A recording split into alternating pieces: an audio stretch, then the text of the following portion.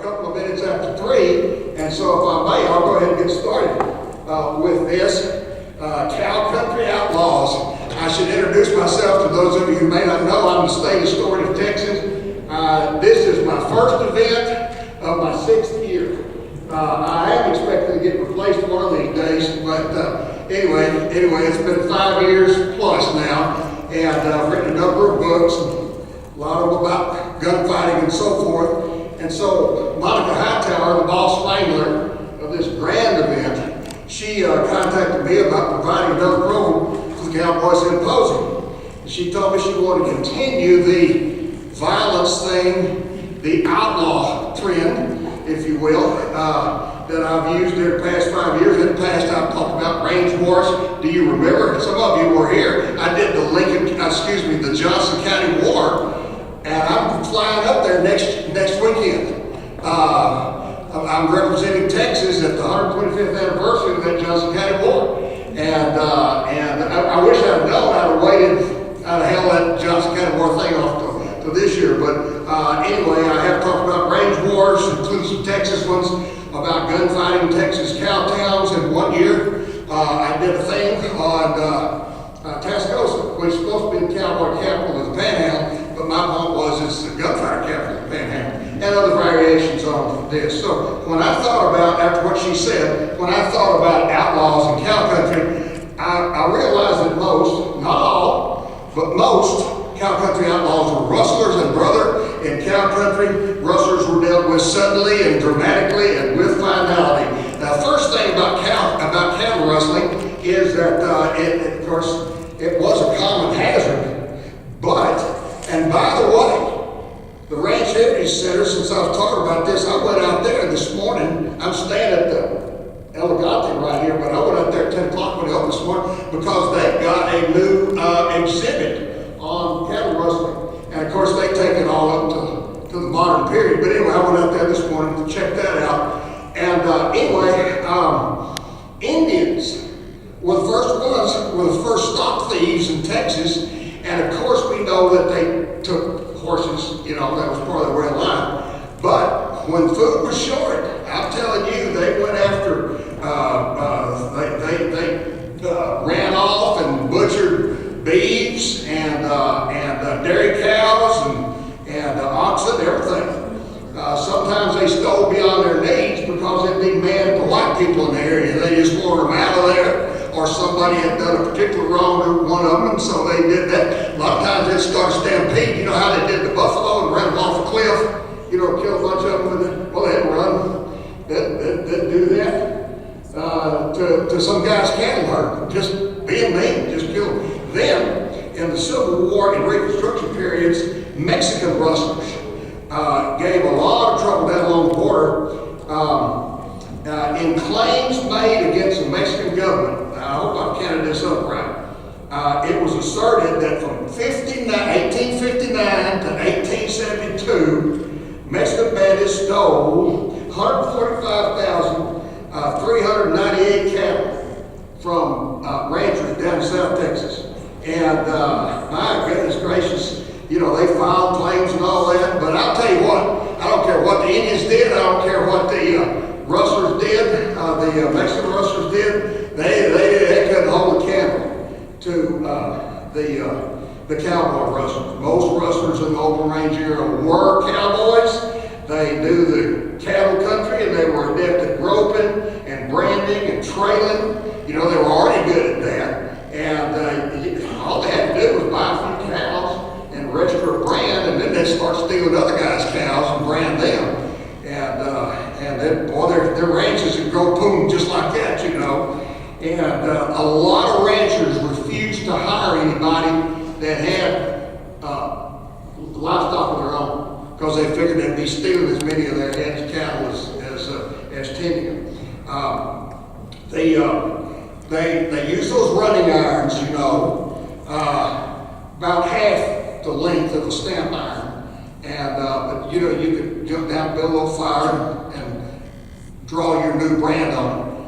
But that, the Texas legislature made those things illegal. It's in the state constitution to this day. We wrote a new state constitution in 1876. And running irons, you can't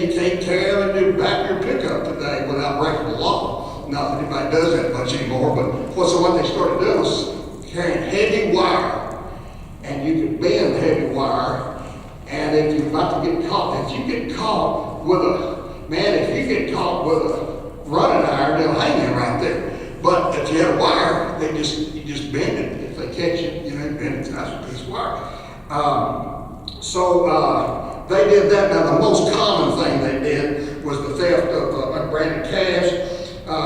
When a rancher neglected to brand some of his calves before they were weaned, it was real easy for the rustler to drive his calves to his corral, stamp his own brand on them.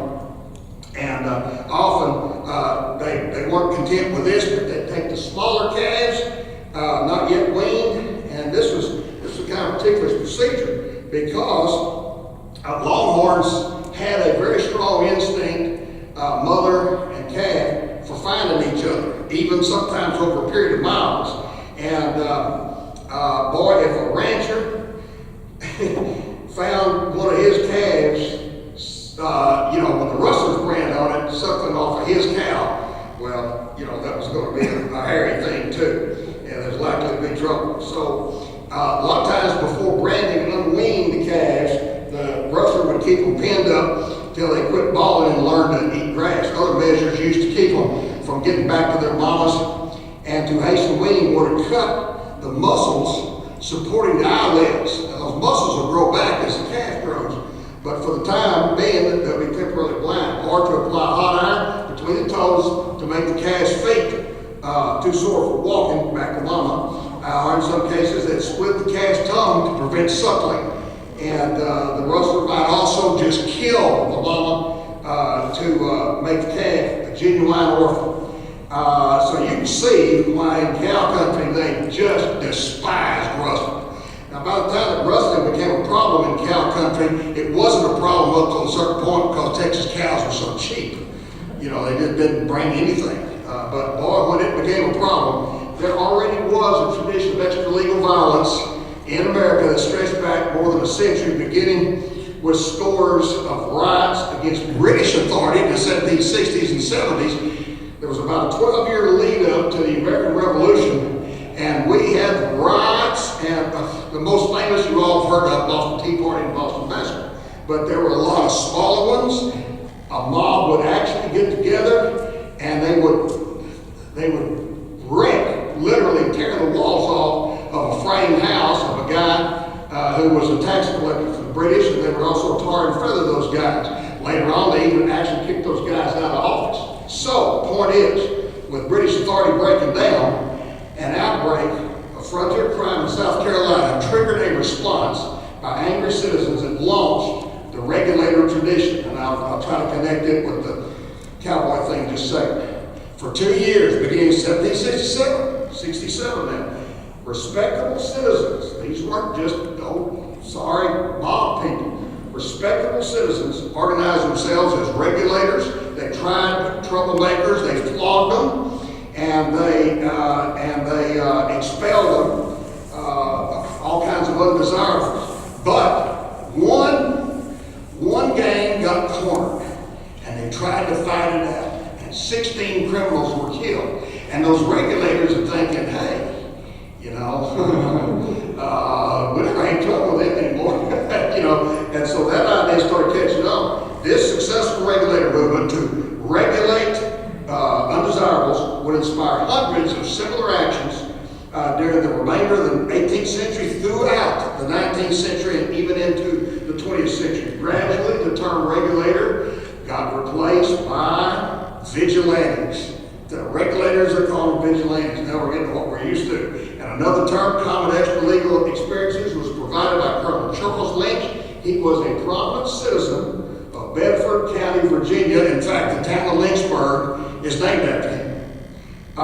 With the Revolution still raging in 1781, in 1780, Bedford County had become a hotbed of outlawry. So leading citizens formed a court with Colonel Lynch sitting as judge, and regular, if illegal, trials were held with Colonel Lynch sitting as judge. And generally, he prescribed flogging as the common punishment, and this court thereby dispensed lynch law, and that's where we get that term. That term later came to mean a far more lethal form of justice than flogging. Indeed, during the 18th, 19th, and 20th centuries, 6,000 men and a few women, such as Cattle Kate. And by the way, Jane, I did get that call from that guy. He interviewed me for over 30 minutes. I told y'all I'm going up to Johnson County next week. I got a call from a reporter in Buffalo, Wyoming just a little while ago.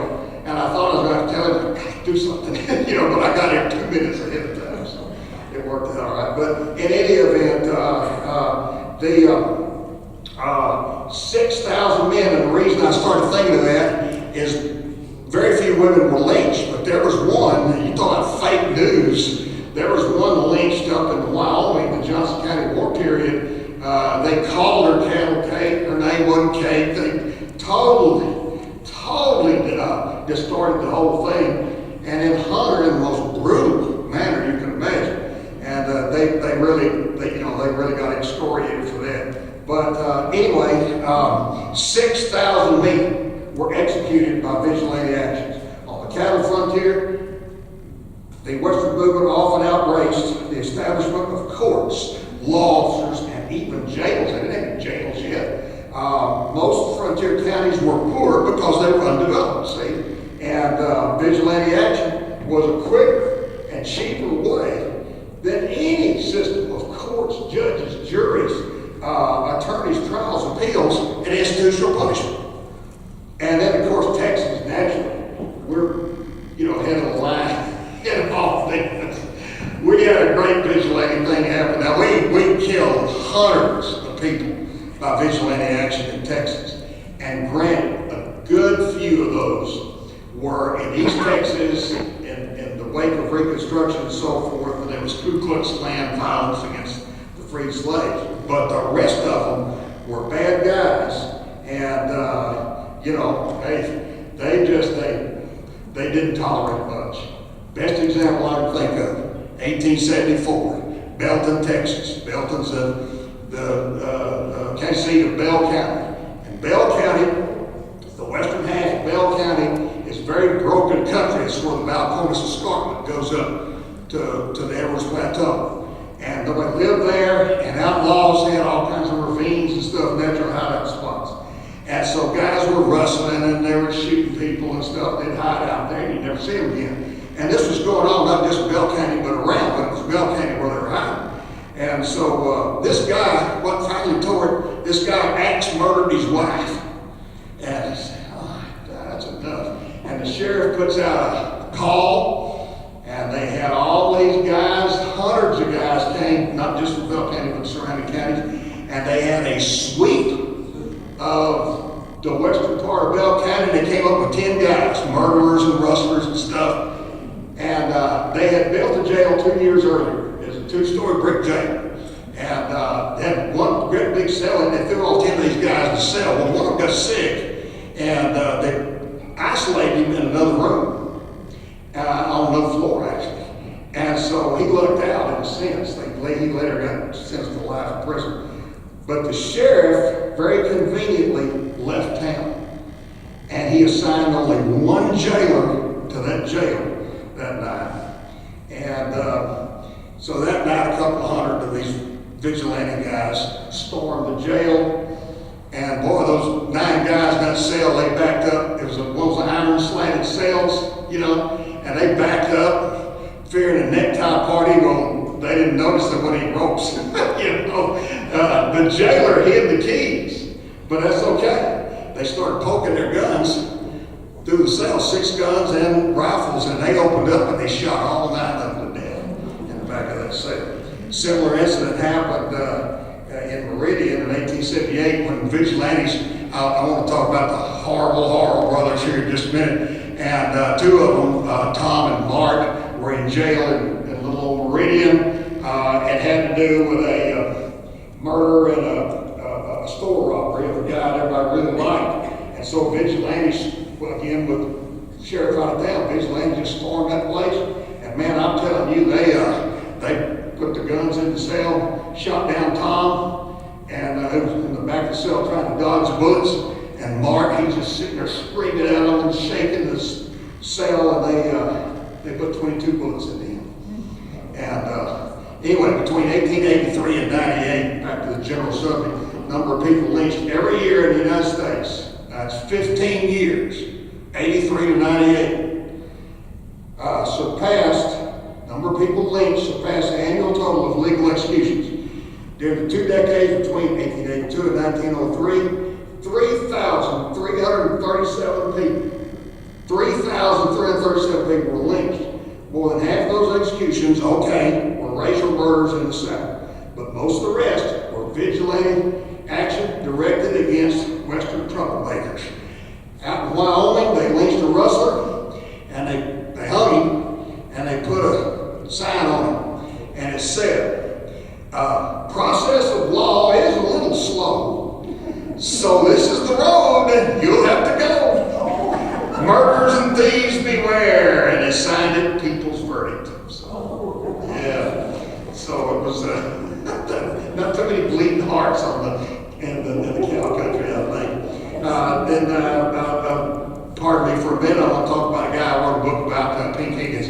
Pink was, my great-grandfather rode for him. Pink was a trail boss, and my great-grandfather, he didn't get in on any of the gunplay to my great disappointment. I'm very sorry, evidently he was a real nice guy. But Pink wasn't so nice.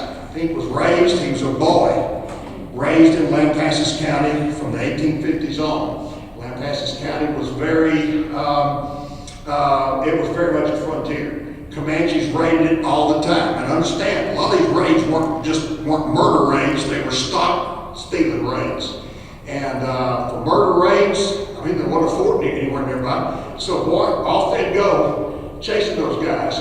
Just the local neighbors with a pursuit punishment party. And then if they ran off a bunch of stock, well, here they go, certainly, trying to get that livestock back. And sometimes they go on for a long time. Well, Pink was pretty big for his age, so he was the oldest son, so his daddy left him in charge with a rifle to protect the family if something else happens. Then he kept growing, he grew pretty fast, and all of a sudden Mr. Higgins puts Pink in the saddle and he stays home to protect the family.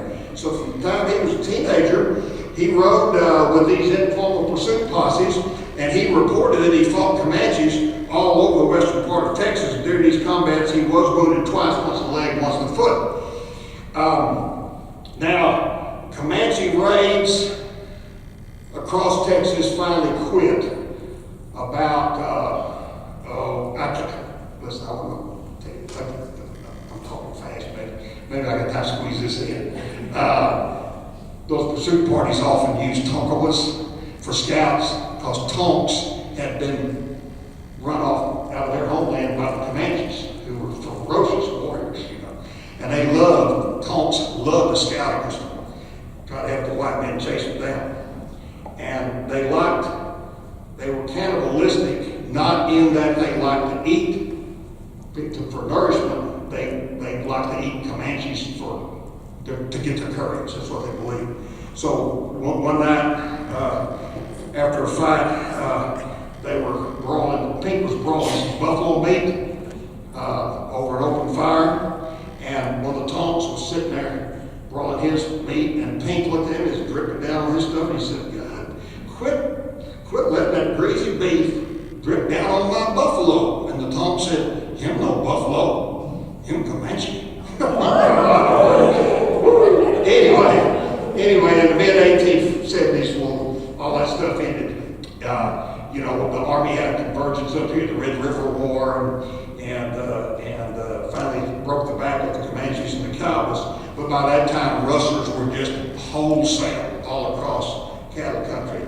This was the time of the open range, and there wasn't anything to stop them. And so out here, they did have the KKK, yes, back in East Texas.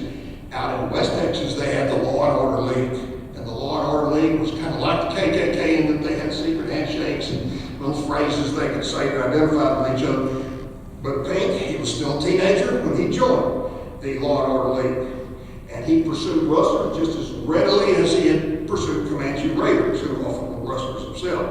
When he was 18, Pink and a posse, several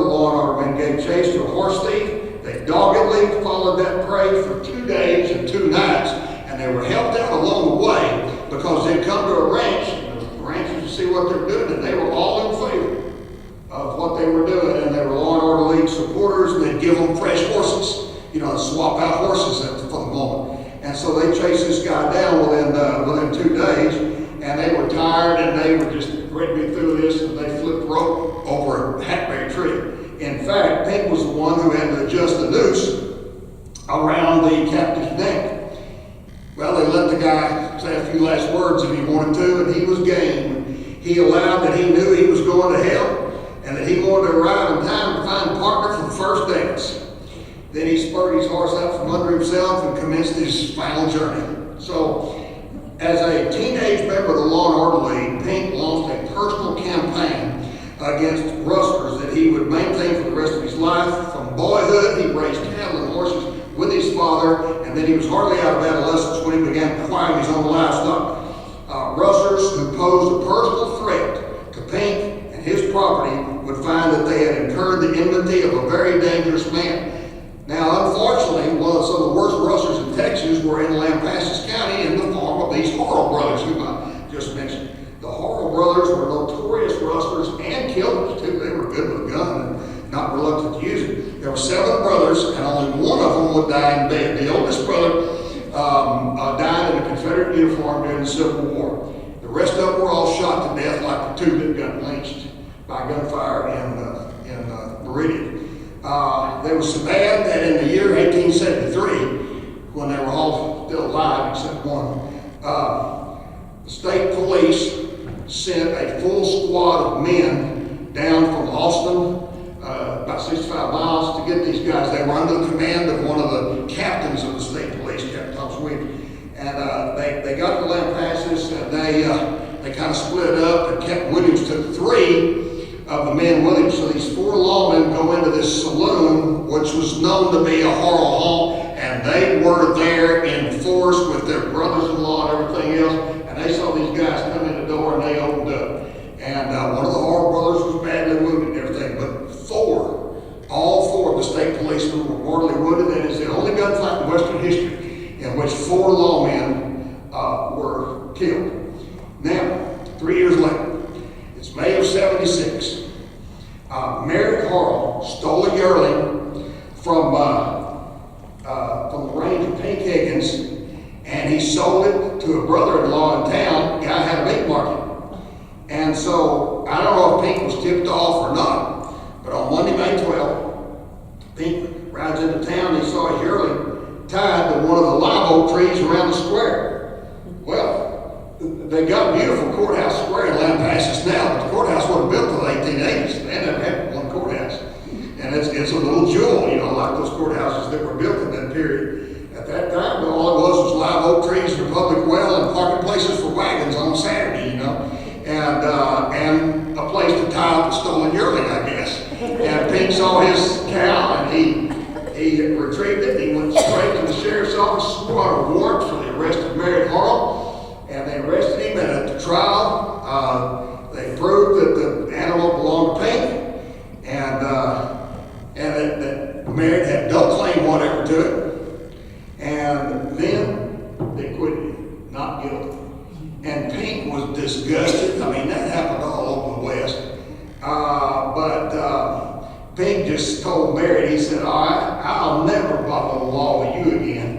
I'll settle the matter myself with a Winchester rifle. He did all his killing with a Winchester. He'd been raised with a rifle. As far as I know, he never killed anybody with a revolver. Merritt underestimated the deadly seriousness of Pink's threat. Some months passed. Saturday, January 20th, 1877, a cold and drizzly winter day, a norther had blown in. Merritt drove a small herd into Lampasas to settle the debt to cattle dealer Alex Northington. I dated his granddaughter years later when I was a sassy senior in high school. I came over there. Anyway, Mr. Northington was a charter citizen of Lampasas. By this time, he had a 4,000-acre ranch. He built the first 2-story building in Lampasas, which still stands on the square, and so forth. And he was an upright guy. And here's this herd coming in to pay a debt to him, and a bunch of them are Pinks. So he contacts Pink right away. Pink rides into town, and there's several of his cows. Well, he cut those cows out, he put them in a corral. And he sent word to Merritt Horrell. He said, those cattle that you're interested in, in so-and-so's corral right now. If you want them, you can come get them. Well, he didn't come get them. You know, he was smart enough not to do that. But Pink thought about it. He decided that's just enough. Time to take action. On Monday, remember this happened on Saturday. On Monday, accompanied by two companions, he comes into town looking for Merritt. He goes into this saloon where those four guys, those four lawmen had been shot down in 73. And he walks in there, it's early in 77 now, and he walks in there with that Winchester ready. And sure enough, in the back, Merritt is standing beside a stove warming his hand. And so he says, Mr. Harrell, this is to settle some cattle business. Blam! And he shoots him. That's all the warning he got, and knocked him down. Well, he got a rifle bullet. But he got up and he leaned on the shoulder of a guy, and Pink had his rifle levered by the head, shot him again. Knocked him on the floor again, and then to make sure that this time, by Godfrey, he doesn't get up, he walked over and shot him 2 more times. And that triggered, of course, he deceased, and that triggered over the next several months the Harl Higgins feud, which I talked about once. That was in a several-month period of 1877. They ran bushes and running fights in the countryside, and finally the Battle of the Square, and it got so bad that the Texas Rangers were called in. As long as I mentioned 77, let me also mention that in that year, 40 ranchers met in Graham. And one of them was C.C. Slaughter, one of them was Burt Burnett, and one of them was J.C. Loving, who agreed to be secretary, which meant executive director in those days, and he served in that capacity until 1902. That's a quarter of a century. They started calling themselves the Stock Rangers of Northwest Texas, then the Cattle Rangers of Texas, and then they changed their name again, and Texas and there we go, Texas and Southwestern Cattle Rangers Association. And I like this hat, but I do like this hat too. And they hired stock detectives, and they started causing the bad guys. And so anyway, that's I can't talk about trouble on the range in Texas without talking about the start of that particular organization. Now, Pink was doing some of this work himself. Pink was hired first that I know of, by a bunch of guys out in Pecos. Now, Pecos is a couple hundred miles southwest of Lampasas County, and they were plagued by rustlers, and the ranchers hoped that Pink would provide a rapid solution. Well, soon enough, Pink found a rustler. He caught a guy skinning cattle. Skinning a rustle cow, and he tied that green hide around the thief and kept him for a couple of days. And of course, the hide tightened up on him. Imagine what it smelled like and everything. So he finally turned him to the sheriff after 2 days, and the rustler said, "God, buddy, I wish he'd have killed me." And the sheriff did too. Well, why didn't you? He asked. And Pink said, "He is a walking advertisement." And sure enough, the rustlers quit, and very soon he's going home with a nice fee in his pocket. There was a rancher named Cox, who was losing goats to Mexicans who lived nearby. Cox sought out the goat rustlers, and he just told them he was fixing to hire Pink Higgins to come in here and stop all this stuff. And so they panicked. One of them said, "Pink Higgins, he'll bring his own goats." They knew he had manufactured evidence and stuff, or just killed them. And so they just disappeared from the countryside, and he didn't even get a fee for that one.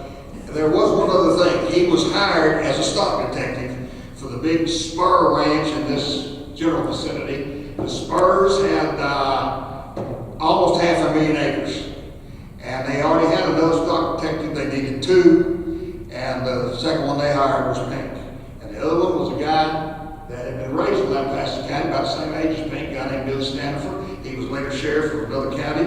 So he was a tough guy too. There was bad blood between those two, and they kept nagging at each other, and they finally challenged each other to a duel on a range pretty close to Pink's house. And Pink rode out there, and here was Stanford, and they shot it out with Winchesters. And boy, Stanford picked the wrong guy. He killed him. The grave's out there with a little fence around it. It's the loneliest grave I've ever seen. Boy, it was out there in the middle of nowhere. Now, a more prominent cattleman And King Higgins was Shanghai Pierce, 6 foot 4 inches, loud. He loved to introduce himself this way. He liked to say, "I am Webster on cattle, by God." And he also said, "Once I stand pat, I'm the best cowman in Texas today." He built a ranch called El Rancho Grande down in Matagorda County, in Matagorda County in South Texas. It spilled over to other counties too. And his older brother his younger brother became a junior partner with him. And Shanghai spent most of his time going around making deals. He had a big old horse named Old Prince. He was in constant search of trades and so forth. And here was the thing. He married a neighborhood widow in 1865. He was in his 30s. And by then, when he later boasted of his work habits, he said, "When I married, I only stayed home 4 days the first year." Well, I don't know how charmed the wife was, with him staying home the whole 4 days. Anyway, the Pierce brothers were assessed taxes one year. I don't know how many cows they had, but they were assessed taxes on 35,000 branded head. And I don't know, that was within that county. So I don't know how many they had. I know one year they branded 18,000 calves. So they had a lot of cows. You got that many cattle, and that inevitably attracted rustlers and brand burners. Trouble came to a head in 1871 as Shanghai issued very pointed warnings to these guys who had been rustling. So coming after, well, in reply, they sent death threats to him. Okay. So what he does now, pretty soon, a Pierce cowboy comes riding into El Rancho Grande to the headquarters. And he said, "I caught these guys there in a grove, Neville's Grove, that was out somewhere on the range, and everybody knew where it was. It was a big thicket and all that." And the cowboy said, "I've scouted around some, and they've actually got a bunch of hides that they've already skinned off right there from these stolen cows." Well, okay. So Pink sends riders out to his cow camps and to neighboring ranches. By that night, they had 80 guys, and they rode in and surrounded that grove, caught all 5 guys, and hung them. There was a great big old dead tree, and they hung them all 5 on that one big branch. And Shanghai said, "Well, sir, you never can tell how much human fruit that old dead tree might have borne if it had only been green." The only trouble was, as 80 guys, people knew who did it. They were kind of careful with not to make too much evidence, but nevertheless, that wasn't very smart, and so legal action was filed against Pink. So he takes off, and he spent the next year and a half, Kansas City, Omaha, Abilene, Kansas, and parts in between making deals. He finally got a letter from his brother and said, quote, quote, "atmospheric conditions in Matagorda County had cleared up enough for Shanghai to return." And so he came back to Texas. The legendary cattleman Charles Goodnight.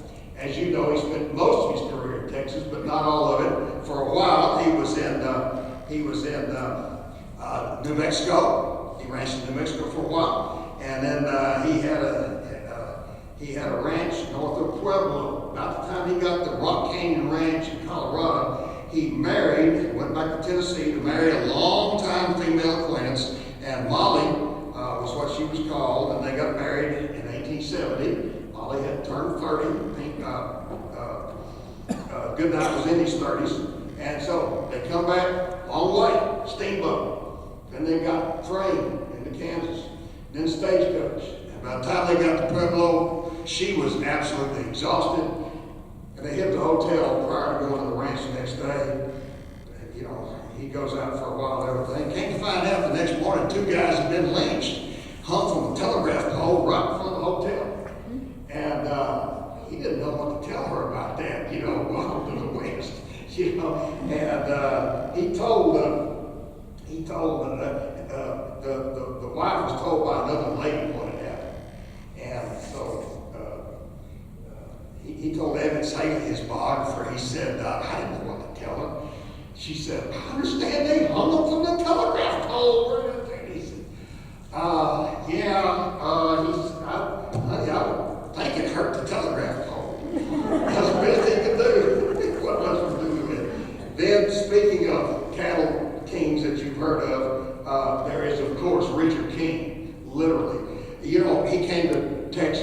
with the Mexican War. He was from up north. He was a steamboat captain. He ferried supplies to the U.S. Army down in Brownsville. He stayed in Brownsville after the war, and he discovered the Wild Horse Desert, about 125 miles north of Brownsville.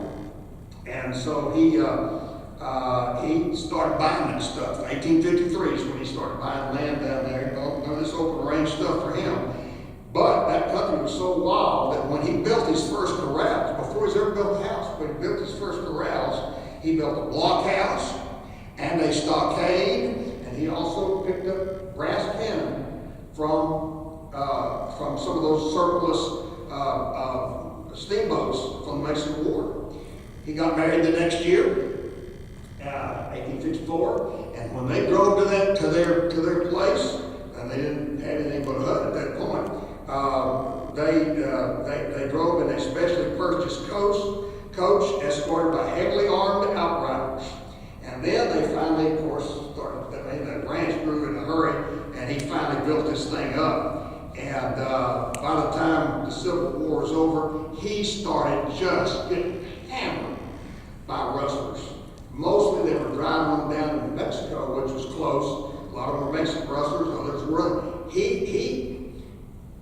During a 3-year period right after the Civil War, he reported the theft of 33,827 head of cattle. How'd you like to have 34,000 head of cattle stolen from you in a 3-year period, you know? And he fought back ferociously, and one thing he did, now they had a complex of buildings by this time, and he had a big old watchtower on one wing, double lookouts on that watchtower. He got a bunch of cannons, you know, from those old steamboats, and kept them loaded for bear. He bought 30 stands of Henry rifles, repeating rifles, and he hired more gunmen to ride patrol and pursuit missions under James Richardson, a tough as nails foreman that he had. And at least once in 1875, ranch headquarters of the King Ranch was besieged. They had to fight off the bad guys. And he had ambushes occur. He never went anywhere in that big old coach without at least a dozen armed outriders. And one ambush tried, they shot and killed the guy that was right next to him in the coach. And so he carried a lot of money with him. I was part of it. Now I'm doing a book on John Chisholm, and man, this guy was ruthless against the bad guys. He hired a large number of well-earned armed riders. He started out ranching in Denton County, open range, yes, but people started moving in. Pretty soon he moved out to Coleman County. He's kind of south of Brownwood, and had a bigger ranch. And then people kept coming in, and he moved out to New Mexico, and he built his pièce de résistance. That thing, in eastern New Mexico, the Pegasus River runs due north and south. And he appropriated about 200 miles worth of Pegasus River, from Fort Sumner, where he had a lot of Indian beef contracts, all the way down almost to the Texas line. It was only a few miles wide on each side because Longhorns want to go 4 or 5 miles, away from water. But I tell you what, I figured that up one time, and that even if it's only a few miles wide, say 10 on both sides of the river, total of 10. That's 2.5 million acres. That's almost as big as the XIT. Anyway, it was all over range. He carried a gun himself. He did not like to wear one. He wrapped the gun belt around his saddle horn. He liked to ride a mule about as much as he liked to ride a horse. But he wrapped that thing right there where he could get it with his right hand. And if he was riding a buggy, well, he carried a Winchester with him. Now, he was moving a big herd westward. 3 horses were stolen from his remuda. Chisholm took a dozen men, went in pursuit. They ran down one of the thieves late the next day. Interviewed about this incident by a reporter in Kansas City later. He related this, and I'm going to quote him. We asked him no questions. Vegetation was scant there, but we took the highest we could find and dragged him up until his head was within 2 inches of the limb. Now listen, that doesn't break your neck. You're just strangling to death, and he's kicking around and everything. And so he concluded the story. He said the buttons of his clothing gave way, and when we left him, he was almost as naked as when he was born. On another occasion, a well-liked young wrangler at Chisholm's ranch was shot to death by a troublemaking chiseled cowboy. The Cattle King, now there's no rustling scene, but I mean his murderer, the wrangler, didn't have a gun. So the Cattle King let his cowboy serve as judge and jury, and very shortly a rope was thrown over a cottonwood branch, and the killer's horse was quartered out from under it. This just kept happening. I think a whole chapter of my book's going to be on what he does, you know, with this kind of stuff. Another summary death sentence was carried out over a treeless range. There wasn't anywhere to hoist him up at all. But wait, they had a chuck wagon, and they kicked the wagon tongue up, and the iron bolt at the end of it, you know, the iron ring at the top of it, they fitted a rope through that, and they hoisted this guy up on that too. His boots finally got to be just inches off the ground, and that did that. Again, invoking Judge Lynch on the range chisel and his hired men. See, he had about 80,000 cows at one time, and 80,000, and he had as many as 100 riders. And so there's a big mob at these roundups, and 2 different cowboys committed killings, unrelated, just shooting incidents, and both of the victims were unarmed. So the law was a long way off. Chisholm felt his cowboys are just as good a judges as could be found in town, and they hang right then and there. And then, I don't want to leave the subject without talking about fence cutting in Texas. We had an awful lot of open range ranchers, and when barbed wire came out, they started cutting. Or open range ranchers sometimes would wire off what they considered their range, but they didn't have title to it. And sometimes schools were cut off, public roads were cut off, churches and everything. And they had a terrible time with this in 1883. At least 3 men were killed, but guys were going in and setting fire to fenced off pastures. I mean, it was something. And so by the fall of '83, damage from wrecking offenses in Texas was estimated at $20 million. That's my phone, I don't have to turn it off. I'm sorry, it'll quit in a minute. That's why I put it in the bag. I beg your pardon. And so anyway, the politicians weren't doing anything about it, as you'll understand. You know, politicians, I mean, just look around today. It was a hot potato. They avoided it. But Governor John Allen called a special session. And they're persistent. Anyway, the special session started in January of '84, and they had been deluged with petitions, as you can imagine, and the legislature did make fence cutting punishable by 1 to 5 years in prison, and pasture burning 2 to 5 years in prison, and that everybody thought that did it. And I'll be doggone, in my home county, Navarre County, in '88, there was an outbreak of this stuff so bad that Texas Rangers had to come in.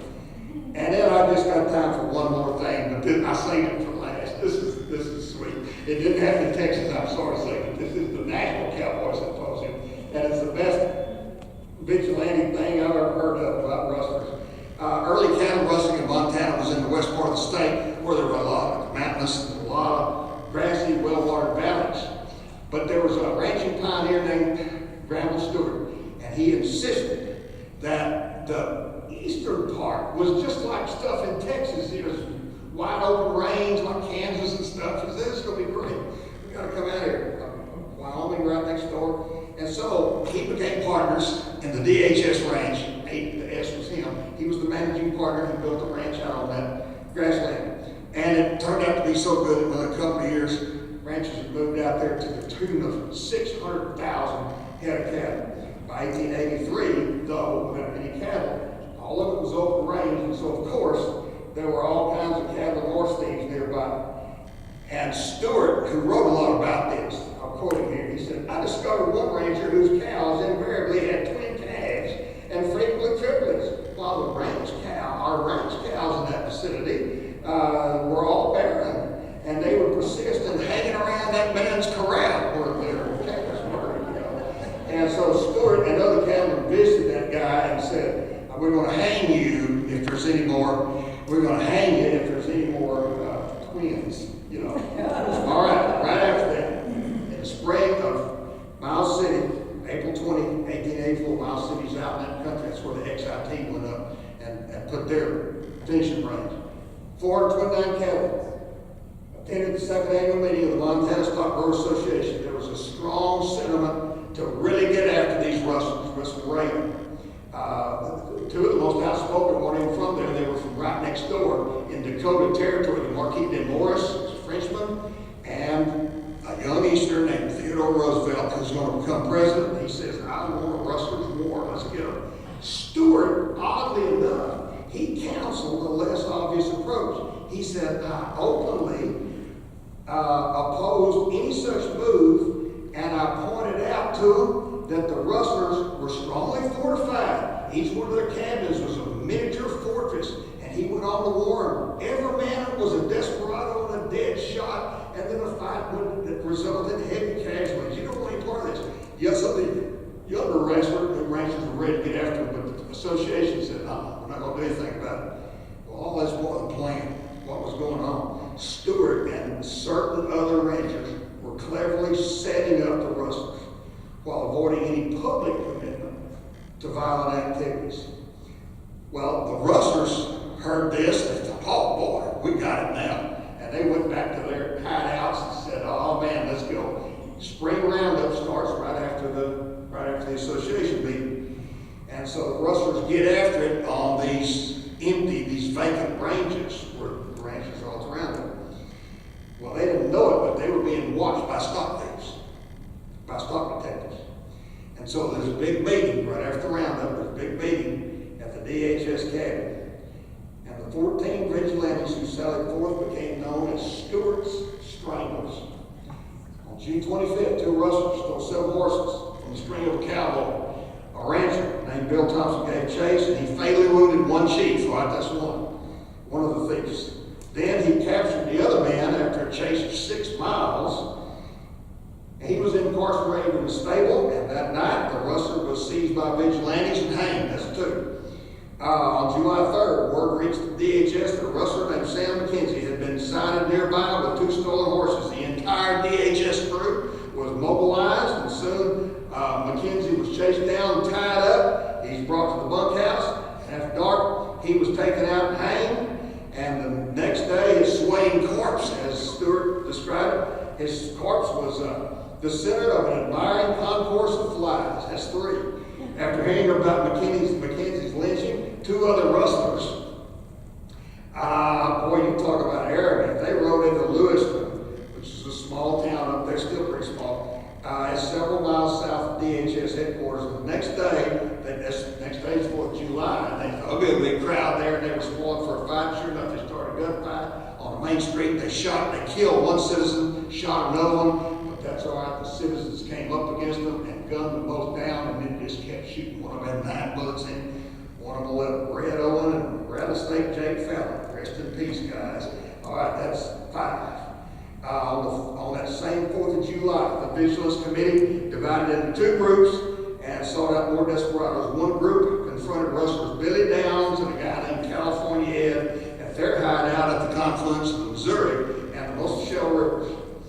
Evidence at the hideout included butchered meat, a pile of fresh cowhides, and 26 horses, 26 with familiar brands. Downs and California Ed were hanged in a grove of cottonwoods. That's 7. The second group of vigilantes found Brocky Gallagher and a guy named Red Mike driving a stolen band of horses across the Missouri River. A 10-mile chase ensued. They caught them and they hanged them. That's 9. The vigilantes then decided to assault the principal outlaw stronghold on the Missouri, 15 miles east of Musselshell. There was a large log cabin, loopholed for defense, and it set adjacent to the stable and corral. And there was also, about 100 yards away, a tent made of wagon covers, and it was located 100 yards away beside the riverbank. On the night of July 8th, 5 vigilantes surrounded the cabin, and 3 others covered the tent, and the 9th one held the horses.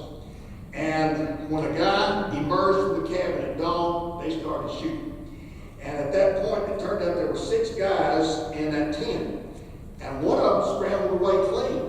But the boss outlaw, a guy named John Stringer, he was cornered. He went down fighting. That's 10. All right, 4 men concealed themselves in the brush, meanwhile, and they later